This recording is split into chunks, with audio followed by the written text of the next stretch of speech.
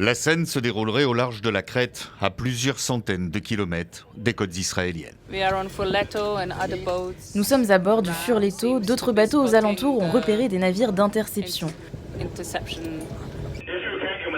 À l'intérieur, les membres d'équipage reçoivent par radio des consignes sans la moindre équivoque de la part de la marine israélienne. Toute tentative de navigation vers Gaza mettrait votre sécurité en danger et contraindrait l'armée israélienne à prendre toutes les mesures nécessaires. Il est dangereux de maintenir votre route actuelle.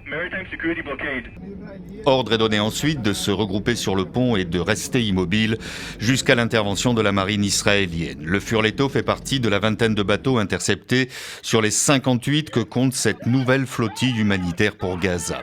Pour Israël, tout cela n'est que provocation. Pour preuve, affirme le ministère israélien des Affaires étrangères qui publie ces images, les militants, une fois à bord d'un navire militaire israélien, ne trouvent rien de mieux que de s'amuser. Quant à la cargaison, toujours image à l'appui, pas d'aide humanitaire mais de la drogue et des préservatifs.